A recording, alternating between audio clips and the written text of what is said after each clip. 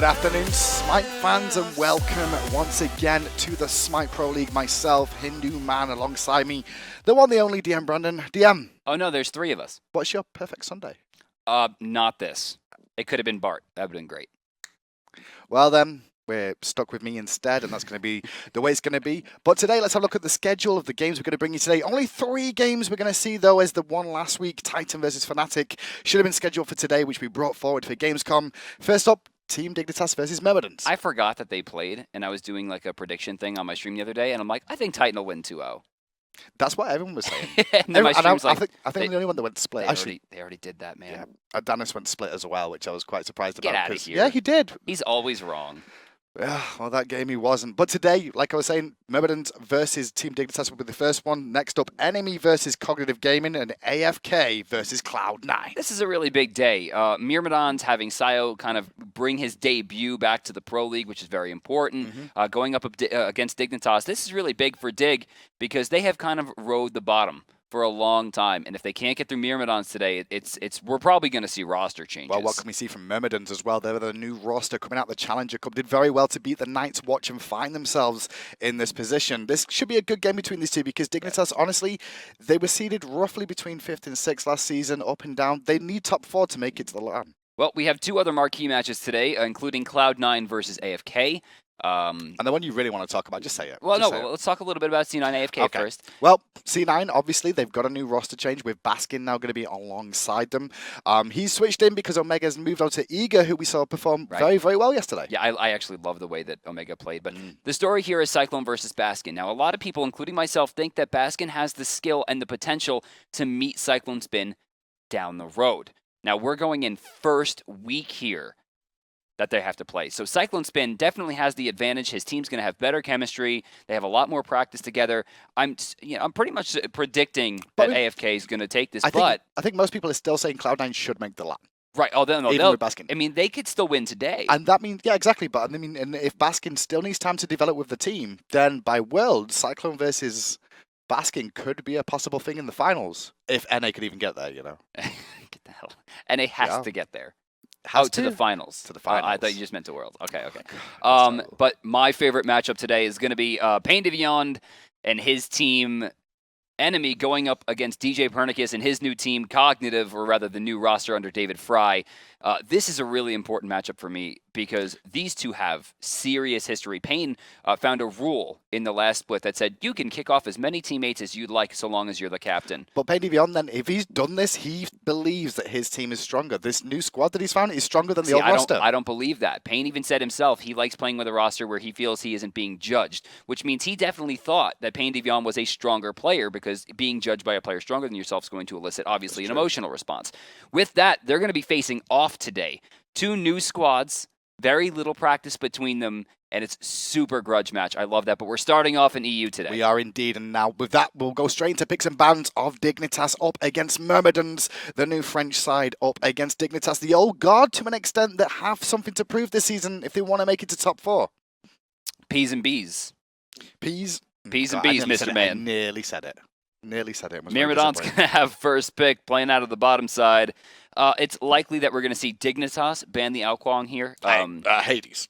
Yeah, they're going to have to ban Hades. So, for the players that don't know the Myrmidons, because they're a new team, there is a player on that team called Le Mogao. Mogao! And Mogao is very well famed over in the whole of Europe for his Hades play. He's been around a long time, and he's just very efficient. People say Devios is the best Hades. That's a lie. Yeah, it's actually, even I, the Devios fanboy, will say that Mogao actually has the best Hades, and it's by quite a bit. Was that Circuit? That was a Circuit ban. So Alquang has made it through so far.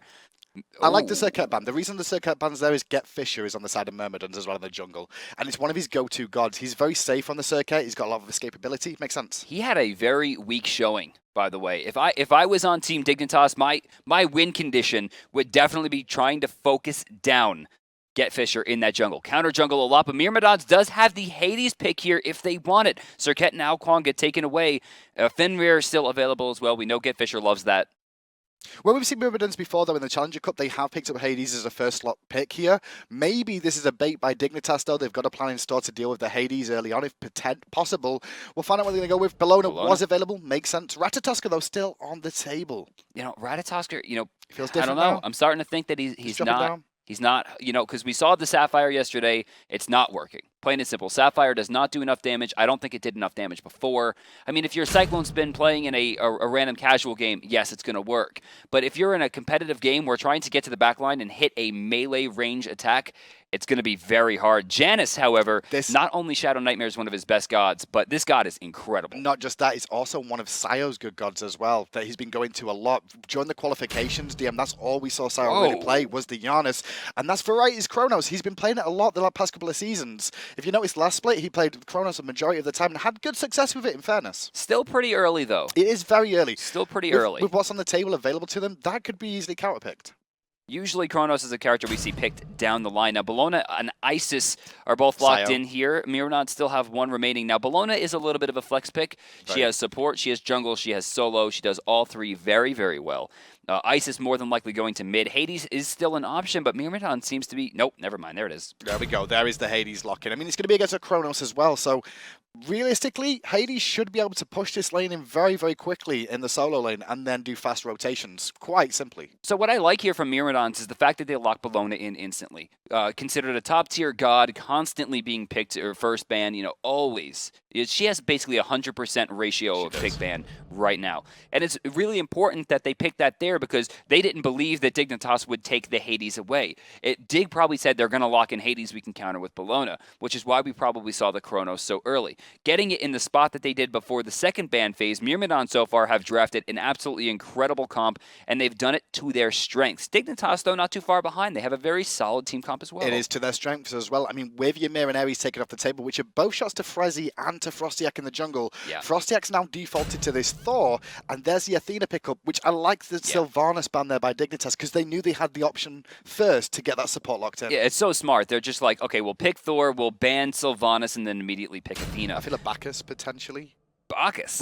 I mean, Geb is still available. We did see, I could be Geb as well. We did see some Bacchus play come out from Dardes actually just at the end, so I wouldn't be surprised to see him go that. Dardes is a support player that a lot of people have spoken about before he actually got into the Pro League, but it's going to be a Sobek. Okay, so Sobek, Hades, decent amount of CC there. They have a really good front line. They have three characters that can hold front line. They have Isis to protect the back line with multiple forms of CC, and great poke from the team as well between Rama and Isis. So this is a very smart comp. Over on the other side, they're doing the opposite. It's all about the global presence. They have 3 global or semi-global ultimates with Janus, Thor, and Athena, all of whom can protect everything coming out from Chronos and Medusa. So I really like both comps. Honestly, I think both have drafted to their strengths, and we should see a pretty even game going into this. Yeah, the big thing I could see from the side of Dignitas is mobility is a big factor here. Janus, global ultimate, like you were saying, Thor, global ultimate, Athena, global ultimate.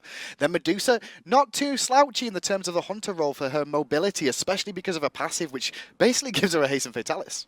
All right, so we're into the game here. Just about a minute before the creep spawn, you're going to see a grouping on the left side coming out from the red team. Of course, that's going to be Team Dignitas. Now, Dig is basically playing a challenger here. 1 second. Zaden, can you just hover over what Sobek's item is there? Or is that just one item? He switched slot on the item. Okay. I thought he had a second item. Yeah, no, on he the has active 2 slot. actives. No. When you switch items just at the start, it'll put the cooldown on. He switched it after he'd used the item. Oh, so I see. I thought for a second he had like Eye of Providence or something. That's why I was like, what the hell is that second item? Because that would have been dope. He's blinked. He's used blink early before we actually saw it to probably just get there quickly to put an early ward down, which you can see on the map already. Which is pretty clever, actually. It can be. I mean, you gain a little bit of movement, make sure he doesn't get caught. I mean, that way, if he does get, a little bit behind, he doesn't have to go into the charge prey. And that's the best thing about a Sobek in this current meta as well, because you don't need the hog right now. We're not using the Hand of the Gods. We're actually seeing Blink, so he can sit further back and still initiate with the charge prey. That's true. That's true. And that's really important. Blink is probably the most... not overrated, but most centralizing item in the game right now. To be fair, I mean, Blink for a long time in Smite has always been strong. It's just been underutilized because there was other actives available that were just very, very good. Just say Hog. Just say Hog. Yeah, I mean, well, Hog's one thing, but then, like, Aegis, for example, the changes to Aegis changed that up a little bit, too. Well, yeah, Aegis has been dead for the entirety of Season 2, and honestly, I'm not too mad about that. I don't think a lot of people are, really. I mean, they've only got beads to get themselves out of sticky situations, which are very strong still. They don't need 2. That's just almost too much. All right, so we're going to the mid lane here. Check out Sayo versus Shadow Nightmare, a quick throwback to 2013. Yeah, a long throwback to it as well. Shadow Nightmare on one of his Premier Gods from last season, and Sayo on a Premier God that he was very well known for a long time. He was the only ISIS for a good year. He was, but what's he like on it now? I mean, he's played some Challenger Cup, he took a long, extended break, and he's coming back into the Pro League, and It's like riding a bicycle.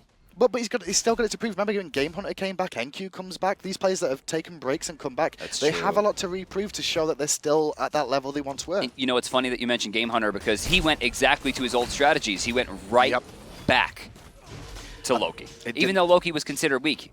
I don't think Loki is considered weak. I don't think he's as weak as he could be, but his strategies didn't really work out. Yeah. Not a surprise to see exactly what we're seeing right now, though. The dual lane will get pushed in a little bit on Myrmidons early on, just because Acid Spit does clear the wave a lot more effectively than Rama can. Medusa's not a joke. And then if you check in with the solo lane right now, Hades is just keeping Chronos pinned under the tower, which is you expect, you know, with that amount of wave clear that Hades has. And he's level 3 now, which means it's only going to get worse. And look at the poke damage already. Jeez. You can see him continually kept under the tower, but I know for a fact Variety and Dignitas knew this pick was going to happen when they picked the Chronos. So Variety's going to be happy to sit under the tower and just farm up. See, for me, it's a little strange to see the Chronos pick up when they know the Hades is coming, especially considering the Chronos is not going to have an easy time clearing.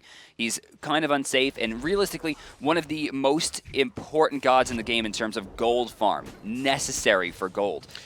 Well, one key as well, to take into account, Chronos needs to use its rewind in some situations, but against a double silence composition when you've got an Isis and a Hades that can both silence you out from being able to cast abilities, that could come back to haunt him a little bit. Looking here at the duo lane. Nope, we're going to switch back over. Getfisher trying to make a play. No, he's going to think better of it. I mean, he's level 5, though. Yeah, but I mean, going under the tower against the Chronos, maybe you're going to force the rewind, but one of you could easily die if a Thor just dunks down from the jungle. You've got to be careful about those situations. Shadow Nightmare's still level 4. Are they going to go for this? No, they're going to retreat back to the jungle. It's quite a slow-paced start, which I'm not surprised by either. I mean, the level 5s have been hit by Myrmidons first, and Dignitas are well aware of that. Going to play it safe, stay under the towers, wait for them to catch up a little bit, and look for the big... Honestly, Dignitas are all about the team fight, the big AoE team fight. Get multiple members there and find picks that way with the ultimates. I want to see Getfisher get about 400 more gold and then immediately back. Or actually, only 300 gold. Get those boots online. His rotations have been very slow so far. He can't keep up with the pace of Thor. He needs to get that movement online. Now, speaking of Thor, yeah, he's like the Gold Fury right there. Then how can we actually see if he's going to go up? He's thinking about it. Coward. No, I don't think it's about coward because Sobek's there. I mean, coward. Sobek's there, and Sobek's level 5, just in level 5 just now. But I mean, he was level 4 at the time. Whoa, look at this. Getting a charge prey, going to be an issue. Minion kills in favor of Chronos right now over Hades. But Chronos under the... I'm not sure how that one exactly works. No, there's no science to back that up. Actually, there is science to back that up, because if you kill all the enemy minions, those minions can't kill it. They can't kill yours, so you have more chance of killing them. That's the science, it's true. Oh my I'm not wrong. The way you looked at me then, I'm like, I'm not wrong, I'm correct. Right side mid camp's getting contested here. We're seeing Isis try to make the play against 2. Getfisher a little bit late to the party. Does go into boots, Ninja Tabby, by the way. He got both those. I think he got one by the look of it. Hit a double tap as well there, though. Going to soak up that health potion. He'll be able to sustain for the time being, as left harpies are down, being taken as well. Keep an eye on these mid laners, though. I think Icy's got to be a little bit careful here, but Fish is in a bit of trouble. Yeah, they're spending a lot on the mid camps. They're not able to take them down. Still not down. Looks like those went to Thor. It's still going. Fight going to be taken out.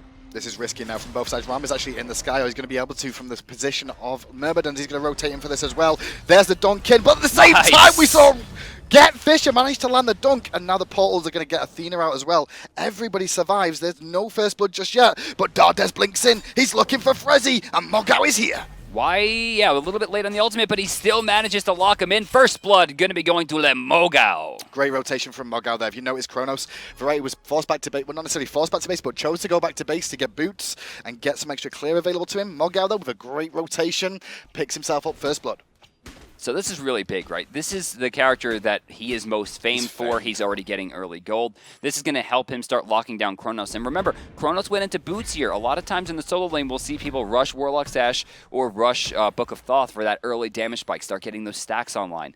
He's looking to extend this a little while longer. Still has the tiny trinket available as well. Hard to say what he's going to go into next. He does have a lot of options. Now, we did say, you know, we've been saying, at least I have, Getfisher has a lot to prove this season. A lot of people in the EU think he's very underrated, but that play where he did the Eagles rally just before the Thor dunk, was a sign of somebody that needs to keep continuing to do that. He turned that around, otherwise he would have been dead there, and that allowed Mogao to find that kill. I don't think underrated was the right word. I think maybe out of his depth. That's okay. Was a little bit more. I think I'm just more polite, German, when I say something like, yeah, underrated. It is what it is, right? It is what it is. But like you said, that was the play to make. He knew Thor was going to land on him if he was in the front line. He read the ultimate, reacted perfectly. Eagles rally onto 3, set up the entire fight, forced Team Dignitas to escape, which allowed Mogao to get in there and get the kill. And that's very important, right? Because it's not just Fisher getting a kill with Bellona, right? That's not what it was. He set up the entire engagement properly for his team, which, like you said, he has a lot to prove this season, and he's on a good path to get that done. Now, one thing about Mogao as well here, he has got Book of Thoth finished already, but what you also need to realize about him is he's very adept at going for the double stacking Warlock / Book of Thoth option. He may be interested in going for that again. He's got to be careful though, because he can set him up in a bad situation. But talking about that, Frezzy's a little bit caught here. Yeah, he's trying to battle Good back pull. here. Great pull from Shadow Nightmare. Dardes in a real bad spot. No mana, no escape, and yeah, he probably will fall here. I think he's definitely going to go down as Thor comes around their back. Yeah. And now, with Rama going to the sky, though, it's going to be trouble for Jermaine here as well. Fisher and Sayo trying to do what they can to zone them off. They got to find the kill onto Frostiak with a great Spirit Ball bludgeon combo and actually save Jermaine, who was in a little bit of a sticky situation for a second. Yeah, Frosty has not had a good run so far. The first ult that he used missed completely. Right there, he gets picked off again. So far, he has not shown us what we saw so much of in the last split. Frostiak was considered one of the best junglers in Europe in the last season, and Season 2 so far has not gone well for him. I mean, the big key with Frostiak as well is his Thor is very strong, but only if he gets going on it. He's got to get off to a very good start, and at the moment in this game, he's not managed to find what he wants to. That first dunk didn't find his target of Get Fisher. The second one did, though, onto Dardes and Rama, but they didn't manage to secure the kill without losing their life themselves. Well, he's already 600 gold down, and realistically, Get Fisher's in a good spot. I mean, take a look. You got the Ninja Tabby into the short bow. Could be Iqbal, probably going to be Iqbal, could also be Oboe. Realize this is good, though, because they already have other frontliners. He's taking a lot of damage, though. Sayo's probably going down. Berserker Barrage does go off. Dardes doesn't find the flip in time. He's now been portaled, and with that on cooldown, does use the Lurking in War as well. Unstable Vortex. Ooh, they still hurt. Will he go? No, Frostiak does not have his ultimate available. No He's looking to make the play, though. Not going to go for it. What was that? Was that a taunt? Is that a new taunt that does damage? I don't think if you're in melee range? I don't think it was. I mean, he meant to throw down the 2 there. It looks like he misclicked. I'm not sure. Did he have the 2 available? Was that the question? Maybe it was on cooldown. Maybe it was on cooldown for another second. He wants to do his blue buff here. Frostiak's going to come in and fight him. Look at that. He knows how to poke out. Good over the wall, though, coming in from Variety. He's going to have to give up the blue buff. But Mogao didn't do too bad there. He still loses blue. And that's the end of it. Now remember, guys, for those of you who might not know the inner workings of Hades, whoever has Blight on them, when he uses Devour Souls, Hades will actually detonate them, gaining some actual health back, and then dealing damage in an AoE. So right there, he actually threw down the Blight onto 4 people as he rotated in. Trying to make a play to Sayo again, but gets silenced out through space and time connects. But a great Eagles rally from Fisher. Wow. Frostiak using the portals wisely to get out of the engagement, but a flip in once again from Dardes means Shadow Nightmare is going to go through the same portals, and Sayo was already over there chasing down Frosty. He missed the shot. Oh. Finds the in-hand for the kill. That was very, very close. Shadow Nightmare actually did dodge one of the Wing Gusts, but he needed to dodge everything. He actually baits the Spirit Ball to the wrong direction, but the auto attack, when he started circling around that corner and hugging that wall, you see Sayo didn't throw it along the path of the wall. He actually threw it a little bit off so that it would cover the hitbox if he stayed against the wall, but had a longer route to actually walk to get away from it. It was beautiful placement by Sayo, and even though he missed 2 abilities, he guaranteed the kill with the auto attack, and they maintain their lead. Myrmidons looking very good right now, but right in the left lane, as he hi-rez, the newest addition to Dignitas, joined at the end of last season for the last game, trying to contest this buff up against Jermaine. Jermaine wisely just drops it there, and now with reinforcements on the way back, I don't think we'll see Renz come over one more time. Hey, can we talk about the fact that Mogao put Vamp Shroud in the 2nd slot, and I want to throw up? Why? I did that when I first started playing. Come on, until man. Everyone was screaming at me for putting it second instead of you first. have to. Look at how everything is messed up. There's a starter item in the first slot of every slot except for his. That's Mogao. Mogao is the special. He's the king. No. He's the one. You can't do things He's the like chosen one of EU right now. Can't do things with his like Hades. Picked up, but that Book of Thoth of his, 44 stacks online. Yeah. As we see Bludgeon under the tower from Get Fisher, as Frostiak's in a bit of trouble there. The Spirit Ball from Sayo on point again. You'll notice that Get Fisher actually had perfect auto attack cancels there as well. Shadow Nightmare flung back. Silence going to be forced. Oh, it's almost got him.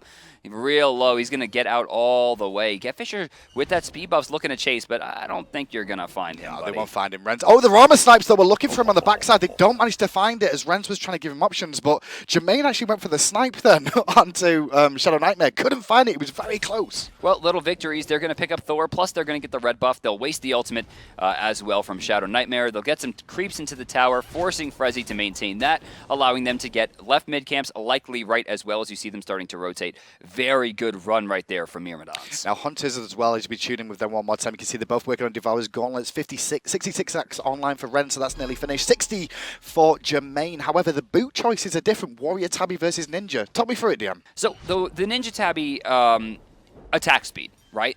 It's a little bit strange. We don't see that a lot on Medusa, considering her early game is all about power. So he's really looking just to outbox. He thinks that he is just going to outbox Jermaine front to back. He wants the extra attack speed. He's not going to rely on abilities. Jermaine, on the other hand, I'm sorry, vice versa. Okay. Sorry about that. A little bit of discoloration on the monitor. Jermaine going to be using the attack speed from the 1, which is very important on Rama, compared to Medusa, who, yes, normally goes into Warrior Tabby, is very damage-based in her abilities. Acid Spray has high scaling, Viper Shot has high scaling, and then, of course, her ultimate as well. And then on top of that, take into account the boots don't really make that much of a difference if they both go for the same build. 2%. It's a 2% differential, 2%. dependent on what god you're actually playing as well. To me, it's much the actual DPS on a Oh, standard big target. engage in mid lane. Sayo's already destroyed thanks to that, and now Frezzy's here as well. Eagles rally away from Fisher. Dardes is here to try and save the day, but Frezzy denies the safety option and takes Fisher down with the reach and the damage under the tower. A 2-for-0 play. Are they going to go for the Gold They Fury should. here? Yeah, Medusa has already started. Rama can attack here. Still has his ultimate. It looks like he's going to wait and try to go. For the ulti. Here we go. He's going to go up to this guy. Can he find the snipes? 2 here, but Dignitas get it. He's going to go for the 3rd for damage. He does land onto Medusa, who lacerates away early. Dardes in the area, but they're not going to find him in time. Mogao does try to rotate, but that's going to cost him his tower, DM. You know, would the Warrior Tabby have made the difference? It's hard to say. Like I was going to say 2%. before, it's a 2% difference on a standard target, on a target who is in front of you, allowing you to hit him. When you actually factor in scaling versus how much damage you could do to someone who's standing still, Warrior Tabby generally are a little bit stronger because it's much easier to hit abilities than it is to hit auto attacks. So that gold swing, as you saw, has increased even more just because that solo lane tower did go down as well, which is an additional 500 gold to the whole team, as Mogao did try to make the rotation. I like the call from him to give up his tower, though, and try and go for that engagement and support his team. I think the play has already been made, though, in the mid lane. Yeah. It's going to hurt, right? They lose that and the Gold Fury. They lost 2 kills right before it. Dignitas now with a lead that dictates their difference in gold, but a lack of difference, however, in their side for experience, putting them maybe not really in the lead. Gold worth a little bit more than experience point to point, so it is a small lead, but for all intents and purposes, the game is basically even. Pretty much even between the two. Big rotation left here coming out from Get Fisher as well. Dardes alongside him. Those left harpies are spawning relatively soon, so Fisher should be in a position for those if they know they're available, but through space and time. Whoa. Channeled on this right-hand side. Shadow Nightmare looking for Mogao, who uses beads preemptively there. Well, not necessarily for in case he was stunned, it was for cooldown, I guess, more than anything. His dash wasn't on cooldown. He used it to get it back immediately. He didn't know that they weren't close enough. He wasn't looking at the minimap, he was looking at the screen, so it winds up hurting him a little bit, but it's not a huge loss. Trying to dive here. Dardes has a really good line. No, Frezzo too tanky. Frezzo is too tanky, but Fisher did great work to keep Frostiak out of that fight. Shadow Nightmare is here, though. That taunt's going to force beads onto Fisher. Backside Variety comes in, instantly beads the Spirit Ball that came out from Sayo, forced away by Jermaine, but Fisher will fall to the portal of Shadow Nightmare, and now so will Renz. They're trying for it still. So far, a 1-for-1 exchange. Renz for Fisher, probably in favor of Myrmidons, considering their jungler had just fallen. That was the first death of Medusa, and obviously Medusa's farm is much more important. They also have 4 people here, but take a look in the jungle here, Zayden, on the top side. You're going to see Thor is taken to the sky. Up. He is going to go up, but Frezzy is kind of low there. They're going to push forward a little bit. Jermaine just got taunted in there, as we saw. The dunk down only connects with Mogao, and on the front side, Dardes should fall down here. The tail was going to buy a second. Great Spirit Fall from Sayo, but the wall and double tap is enough. That was But beautiful.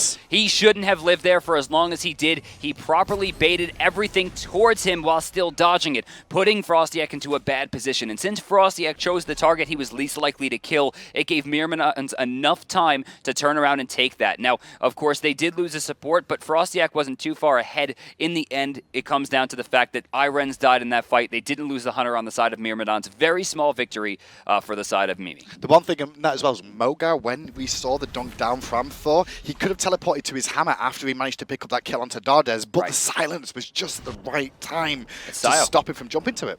That Sayo, he is a master of this god. If Sayo at any point was ever known for a god, it would have been this. I mean, they've got double silence as well, which is something that is very difficult to play around. You can play around one silence, but two, it's a difficult ask. Silence is probably the most underrated status effect in the game. CC in the game. I mean, it's especially Isis's, who steals protection, she slows you, and she silences you. Hades has a, what is it, 2.25 seconds?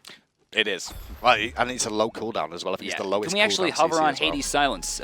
Give the people at home a little better idea. There's a taunt in mid lane. They're going to see it's 2 seconds and 11 seconds when maxed out as well. Shadow Nightmare through space and time looking for Dardes. The Eagles rally comes out to stop Frostiak getting damage off. Dardes is lurking in the waters right now. Here comes Variety on the backside, but eats a Spirit Ball, has to rewind away. But guess who's waiting in the wings? Got him, and his beads are down. He's caught, and he will be eliminated. Mogao, credited for that kill, going to be going forward here. Applies Blight to some creeps. Space control. Frostiak will fall as well. Great play. He used Circle of Protection there, DM, and the in-hand as well is what secured him the kill. You know, not only increasing the damage of the Circle of Protection, but adding that little bit on top as well. Just blows it up, gets another one. That's going to be a 2 for 0 as they pressure in. Unstable Vortex on cooldown means a guaranteed tier 1, and with that, Myrmidons will take the lead. Frezzy does go in for the taunt, not too worried about taking some aggression. Very tanky right now. They don't take it down. They're not going to be able to find it this wave, DM. It's low enough, and now with the Hunters potentially rotating in, here's Renz as well.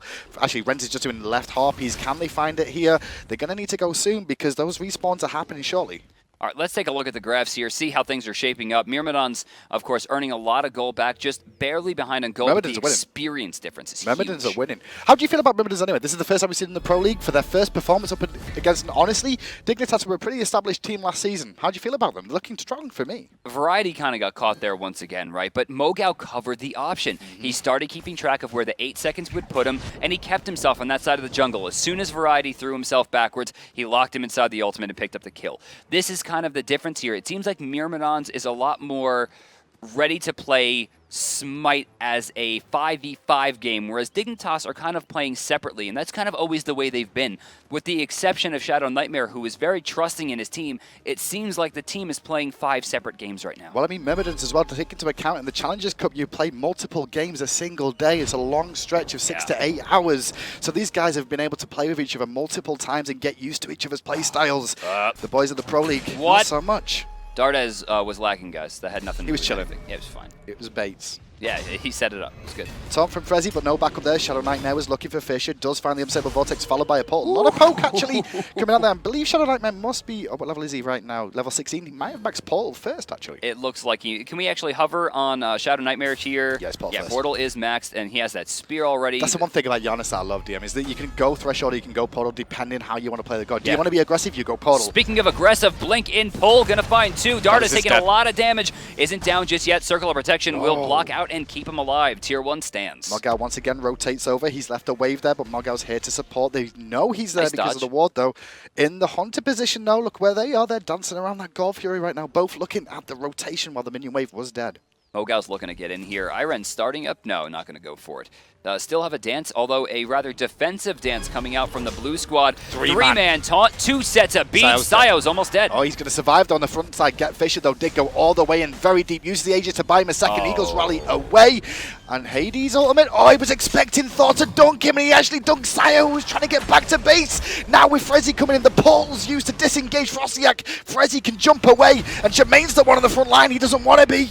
I love the way that Mogao played that. I loved it. I love the ultimate coming out there to block not only the Thor ult, but any advancement towards Sio. But Frostiak right there, finally finding that huge dunk, picks up Sio and a huge amount of space control. This strange thing is we didn't see Team Dignitas immediately rotate over and pressure the Gold Fury. Could they have gotten it? Hard to say, but they could have forced a fight, and that's a fight they definitely would have won. Now, I like the call that Mogal's gone here for the rotations, but the problem is going for this Warlock Sash build that I see him do countless times Double again. stack! He's not going to get the stacks up if he's not farming the lane. That's true. And that's going to be an issue.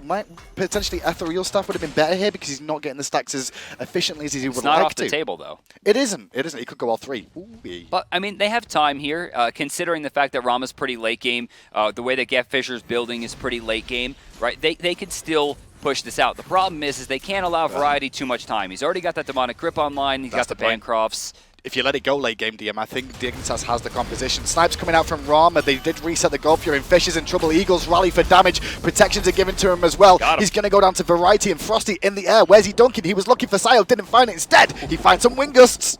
A lot of damage. Mogao forcing the beads. Iron's almost down here. Variety taking a lot of damage as well. Mogao's too tanky, trying to stick with it. Devour souls, and a shot from Dardes is going to be all she wrote. Jermaine feeling himself, still going in, looking for Shadow Nightmare. Has to use through space. Mogao covered the option again. Beautiful play. That's going to give the Gold Fury right away. There's no way for them to contest this safely. If Frezi moves in here without i-rez backing him up, he's likely to die very quickly. You can see Dardes is not the one tanking here, which is very smart. He has the ability to zone and control, and that's what he's going to have to do. Frezi's trying to make the play here, and I don't know that he has any even remotely enough damage. That is the cutest reach ever. Hi-ya! And then just like, no, I'm done. I'm out. Peace. Could you imagine? If he did it with that, I think that would... Well, to be fair, we saw Gab do it.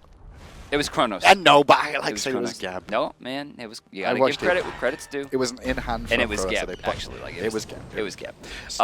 But let's take a look at the graphs again. I mean, that was a big win right there, and they're going to spike the lead back up. You see the gold difference starts to climb, dips a little bit, climbs back up. That was a bit of a mistake there, I feel, from Myrmidons. They missed an opportunity for that free mid tower. That mid tower was very low. There was only 2 people defending it, a Thor and an Athena, and with the 3 of them there, they could have just taken that tower down. Instead, they chose the Harpies. Well, it's not like Caution? It's not like the tower is going anywhere, right? I mean, yeah, but it's 500 extra gold. Right, which they could take it pretty much at any time. At any point, Jermaine can just walk up to that thing and throw a few auto attacks. Agree, but then map position's another thing as well. They lose that option. Oh, right there. i-rez suffering from the reduced range of the acid spray, a nerf fairly recent to the meta. Oh, is he going to go for it? Let's see what he's got here. 1, good. 2, slowed. 3, found him. But Get Fisher credited for the kill. Still, huge play coming out from Myrmidons once again, shutting down Medusa, and that's going to be a tier 1. There we go. They realize they can go for this opportunity here. Thor's going to rotate in. Shadow Nightmare does have ultimate available. They're going to give this one up. However, Variety making a rotation to mid lane, so they may trade left tower for this middle tower. They're going to get a tier 2. Sio is back. I don't think they can. Frostiak does not have a way to hold Shadow this Nightmare's safely. coming. Shadow Nightmare can come at any moment with a pole. That's the thing. They've got to add Athena too. Yeah. They're going to rotate. They have to. Oh, blinking from Frezi, looking for the taunt onto to Jermaine, who does use those beats. Dardes zoning Shadow Nightmare out, keeping him busy. Fisher turning his attention there, but Jermaine's in trouble here. Great Eagles rally, rewind force of Variety. It's exploded before he can get it off. They're trying for more damage here. Shadow Nightmare very low, forced to escape. Frostiak trying to find Sio. Nice use of beads there to stop the knockback, and Berserker Barrage will find him Frosty. A double. Frosty's still trying to stay alive, though. Going to get a good wall off, jump to his hammer to get some distance. The rest of his team disengaged. Meanwhile, though, Hades and Mogao does manage to find that tier 1 finally, and he's pressuring the tier 2 already. His wave clear is very strong. Actually, I was going to say very strong, but he missed a lot then. That's surprising for Hades Perez. Frosty sticks around a little bit too long. They've got to be careful, trying to save his buff. At the end of the day, it winds up being a 2 for 2 with i-rez going down, but they find 2 tier 1s on the side of Myrmidons, allowing them some extra gold. Into the graphs will go again. So the graphs, you can see it's 2,700 gold in favor of Myrmidons, but 8,000 experience is something that you can start writing home about. Look at the level 20s coming out now from the side of Myrmidons. Already Mogao there, Sio soon to hit it, and Jermaine as well across the way. Well, it's not the same story. Well, speaking of Mogao, though, the stacks are starting to come online. He's 59 right now. Oh, he's got Ratatouille. Yeah, and he's got Ratatouille. He just finished Ratatouille. Can we actually hover on Hades once again and see that damage? That was really strange. Okay. There he is. There we go. He's almost 500 right Fisher, a little bit caught out here, but does have the Eagles rally if he needs to get out of trouble. Tanking up the front Look line. at Got this blast! beautiful play. And now with Mogao coming in too, the portal's going to actually trap Shadow Nightmare inside it again for a second. Has to throw space and time away. Rewind comes off from Varieties. Jermaine does find Renz. Meanwhile, on the backside, Sayo turns up as Frezzy was trying to come into support. He's in trouble. Variety trying to fight off too, but he's being forced back. Oh, that was a big crit from Jermaine for sure. Yeah, it was a really big shot. Variety with no rewind, going to be forced back there. Shadow Nightmare with no ult and in the base spells one thing, and that's disaster. Fire Giant going down for free. No one to stop this one. Oh, Shadow Nightmare is on his way. Oh, he's Unstable quick. Vortex can do something. He's quick. Of course he is. It's Janus, but he's not got through space Oh and my time. God. Oh my God. Oh, I got excited. Too soon. That was so fast. You know what's crazy is actually if he hugged the wall right around the rock near blue buff and went right to it and just shot it, he would have stole it. I would love to find out how many people voted for Myrmidons to take game one, because that would not have been me for sure. I think Myrmidons looking good, but didn't think they'd have the opportunity to get themselves in a position against Dignitas like this. And this is a great start for them if they can close this one out. Dades blinking him. Not going to find the charge prey though, thanks to a wall from Frosty. Oh, they're going to back off here and go for the tier 2 on left. They're just trying to extend the gold lead. Now, we're not going to see the Gold Fury for another 50 seconds here. The correct course of action is for them to take the left side, get the tower down, and then go for the Phoenix. Once the Phoenix is down, or if they, are forced to escape, they still have the Gold Fury to fall back on. Well, established team are Dignitas and now know exactly that game plan what Myrmidons should be. And so they've grouped on this side now as a 5-man unit as well. Frezzy's going to have to find a good ton. They can get that into a Medusa ultimate. That should be a good combo, but remember, beads are available. All right, they're going to be rushing in here. This is pretty much a guaranteed tier 2. Dardas by himself is just locking them away. Blinking from Frezzy at the same time as the charge prey connects. He's going to get banished out as we follow him with Dardas on the backside. Frezzy took a lot of poke trying to taunt up for the team. In the sky, though, is Jermaine. He's going to find 2. All 3 connect as the tier 2 tower falls. They're still pressuring. Man, it's crazy. Jermaine is like channeling his inner Moex here. I don't think we've seen him really miss one shot yet. The Frenchman doing great work for himself and his team. Fisher tanking up the front line, taunting from Frezzy as Throstiak takes to the sky. Dardes in a little bit of trouble on the backside here, could get dunked on. Shadow Nightmare forced out. 3-man dunk from Frosty. It's not going to be enough, though. The damage just isn't high enough. Variety's not finding the hits, whereas Jermaine certainly is. Frezzo getting very low here. He's locked in between multiples, finds the portal, gets out. Get Fisher getting low as well. Good nice Aegis. I think he's still going to go down now because reinforcements are here. Frezzy's there with the taunt. No Aegis this time. Sunshine. Unstable Vortex misses. Sayo looking for the wing gust. Frezzy jukes them out. Mogao says no. Access denied. Sayo just missed 3 of the 4 wing gusts, a move notably very hard to miss. Variety taking a lot of damage there from the Devour Souls. Spirit ball to the back. Mogao half-healthed him and Sayo half-healthed him again. And when you go half and half, well, that makes a whole, boys and girls. Hindu man. I'm sorry. All right, so they're going to go towards the Gold Fury, it seems. They got 2 tier 2s, a Phoenix, the Fire Giant. They're stripping away the jungle.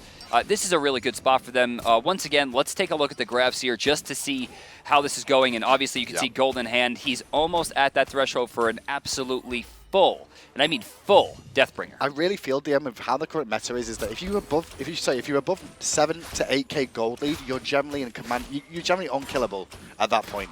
But it's very difficult to lose in that 7 situation. to 8k with the Fire Giant buff as well. Yeah, that's true. And the sustain from Mogao as well. With the amount of damage he's putting out, he can heal his team back up as well. So here we go. Jermaine has more than enough for the full Deathbringer, which means we're likely to see that be finished up. He's going to finish up his beads. He's likely to sell the Death Toll as well. Yeah, there it goes. He's going to buy, another short sword. Get Fisher's build here. We've seen where he's gone. He went Ninja Tabby. Spirit Robe is being worked on right now. Iqval, Heavy Hammer, and Chins. Now, talking a little bit more about the crit. Now, this is just for something everyone at home. If you ever have enough gold for Deathbringer or Rage plus a short sword, always get the Deathbringer. Well, talking about going for kills necessarily. Under the tower, Dardes goes through space and time, does connect with Dardes there on the way out, but the heal from Mogao is just too much for him to sustain. He pops his beads, for cooldown again, disengaging. He saw where the portal was going to heal off the creeps. Sayo does bring down Renz over in the left lane. That's important. Where Jermaine is. This was a 3v4. This is really important because they're doing a lot of damage to Frezzy. If they can find this kill, that will likely be the game. Mogao going in, will find it just with the death from below. They're going to be pushing in towards... No, look at this. I thought they were going to go in with the fire minions. This is... Yeah, they're just going to to push them away, take the tier 2 and the Phoenix. Right now, Myrmidons are poised to win this game. Well, tier 2 tower will fall finally. Mogao should go in here and heal up his team. That should be the call from the team. There we go. You'll see him all group and heal back to full health. If there was ever an argument to be made for full damage Hades, like there it is. This isn't ever an argument to make sure you banner Hades. Mogao is where it is. That, you know, as a person who has played in this setting, I can tell you the conversation went, I think we could deal with it. Oh, for sure. I think we could deal with the Hades. It's not that big of a deal.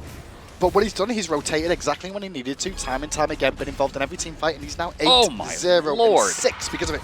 Is he going to find it, Jermaine? Jermaine? 1, needs 2 more. Can't see it. Needs the last one. They no, were blind see shots. It. They were blind shots. I know we could see it on the spectator, but they were completely blind. And Jermaine, well, you had the right sort of idea, just not going to find the execution you wanted. Fire Giants up here. Jermaine going to choose not to back. The blink has been baited. Looks, nice. Ultimate right there from Renz. I don't know if it's going to be enough. Jermaine, though, takes a lot of damage from the Spirit Gun. Sayo going to fall to Shadow Nightmare off the chase. Yeah, but Sayo did manage to at least pick up Frostiak on the engage. Mogao is in a lot of trouble here. Oh, is this a mistake from the boys of Myrmidons? They had this game in the bag and they've held on too long. Fire Giant is available, like you said. They could potentially go for this here. The lazy back really hurt them. Frezzy's here. Get Fisher's available to fight. Now, a little bit of a strange build considering there's chin size with no penetration, but he still has a decent amount of control. The issue, not a lot of defense, which means he can't be the warrior frontliner that we're known for. You know, people like Hercules. Left Phoenix is under threat, but Variety's there defending to the best of his ability. Luckily, he is a Chronos, though. And I think that's one of the reasons we didn't see the call for the Fire Giant there, DM, is because they had to defend that Phoenix. Otherwise, 2 Phoenixes down and try to do a Fire Giant, you could just lose the base. See this, by the way? Variety built Chronos Pendant. What a narcissist. He's all about himself, isn't he? Can't believe it. Would you build Chronos Pendant if you were called Chronos? No, it's ridiculous. Okay. Of course I would. What are you, drunk? We're gonna all the new items coming out in the next patch are all named DM blank. Polynomicon on Hades. Yeah, he's been doing work with it. He's been doing work with it. Polynomicon on Hades. It's working, man. You can't argue with the kid. I mean, to be fair, the most important thing about playing Hades is making sure you land your in-hands to make sure you get those blight procs. And how much damage does he have? Like, a lot. The guy's got to have like 600. But he did just die, so that was a bit of bonus gold for whoever picked him up at the end of that one. 613. And it's extra lifesteal too. Yeah, right? Like, he needs that. Dardes is zoning at the moment, though. As the Fire Giant does finally get taken, Dardes kept them all away. Enough. He's going to engage, force the beads on Renz there. He didn't know that backup wasn't really that close just yet. There's a possibility he could have landed that Spirit Ball, but either way, a Medusa losing her beads already, especially when the only other item is Heavenly Agility, we're not going to see him last very long in this next fight. Well, 31 minutes, 50 seconds in. The Phoenix on the left is weakened, and that's exactly where the Myrmidons are going to head over to start to siege up once again. Dardes could potentially tank this up, but with a 5-man army of Dignitas here, they have to be very careful. Moving in, Dardes starts the initial tank. Sticking with it. Get Fisher taking a lot of damage, and there's not a lot in return. Jermaine getting body blocked. Frostiak does use bees and has to disengage again. He may have his ult available. He does. He's going to go up to the skies. Meanwhile, the frontline Fisher is zoning them all back solo. Going to get hit by the Thor. Duncan walled off as well, but the Phoenix is down. And that wall hit 4 members to stop them getting involved. Either way, though, they do get the Phoenix. They only drop the Get Fisher for it, which is probably the least of their worries. Bellona had already used her ultimate. She wasn't going to be as useful anymore. They still protect the carries. They still have their front line. This can still go well, but so far, a successful defense. Successful defense and indeed, and there with the circle of protection, Frostiak does fall. Mogao fighting with Variety, who has to rewind. You can't rewind through that damage, son! How much damage did that just do? I don't know, but... Was that 1 tick? I think that was 1 tick. Oh my lord! So for anyone at home, it was like, what's so good about Mogao's Hades? Oh my god! That's how you play Hades. You should not be able to. Dude, that was like 600 damage. 6. Well, easily. It was like 1 tick. It looked like 1 tick to me because he couldn't have in-handed during that. 827 magical power he had at the end of that game. Plus Polynomicon. So, I mean, each tick was probably, I don't know the exact scaling offhand, but it was probably at least an extra 200 per tick. It was high. And that was a great performance from Myrmidons. Myrmidons, their very first game in the Pro League, a Challenger Cup team that defeated the Night's Watch to get here. People, including myself, didn't expect them to win at least a game off Dignitas, but they've already gone 1 up already. Let's have a look at First Blood, which we were... Maybe in a second. We don't need it right now. We can talk some more about how that game went down. What exactly for you went I want to talk about First Blood. Fine, go. Talk about First Blood. Well, I can't. Well, we can. So there we go. You see him right at the edge. That's Mogao right there. That's the important thing to note, is that he came in, he hit the silence, put the blight on for the Devour Souls, and then ulted at the end of it. Right at the edge, he caught him. He knew the whole He time knows that it was his going to area. work. That's the big thing about a good player should know exactly how far his skills reach. We saw a little bit of that at Ren's as well, because out of hi-rez, when he was using the acid spit, the range had changed. He couldn't find it sometimes. Well, even with Mogao doing that well, the player of the game, oh no, It's definitely it's just Mogao. Mogao. Mogao with a great slash line there on your screen at the bottom now. 9, 1, and 8. Decent amount of FP for his first season. Bang. On Alpha Draft for him, and all those people at home that voted for the Frenchman. Well, the Frenchies have come out to play. Yeah, look at this guy. Which is unusual because they normally surrender. I think this is this the Hades. Or, I'm sorry, the Chronos play. I think this is I think this is the Janus play where he portals through. Potentially. Oh, I see. It's just all the plays. That's all it is. It's just him hanging around, dealing decent damage. People said Devios is good with this god, and he plays it well and lands the in hands. Well, Mogao doesn't just land the in hands. He takes your life too. It's crazy that he's this good with the character and then didn't use the Breastplate of Valor, which has been such an incredible force. His actual build there was double stack, boots, Polynomicon. God of Tahuti, Polynomicon. Yeah, and then Spear, right? And then Spear at the end. Yeah. Like, he didn't go for the penetration until he had other than the boots that he had at the beginning. And no cooldown. It was great work from Mogao throughout that game. Do we expect to see Hades ban this game? I can't imagine that they're going to let this happen again. I can't imagine. What do you think Dignitas needs to do differently?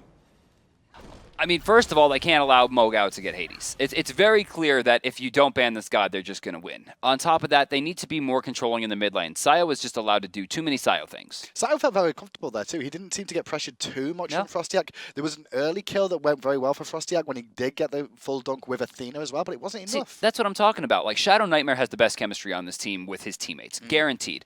The way that he plays the game should dictate that Frostiak should have been ganking mid lane non-stop. I mean, remember when Shadow Nightmare used to play Raw all the time, and the snipes would hit before the stuns? Because he was prepared and he trusted in his teammates. But anyway, let's have a look at the top performers on the Alpha Draft for that game. You can see them all there on your screen.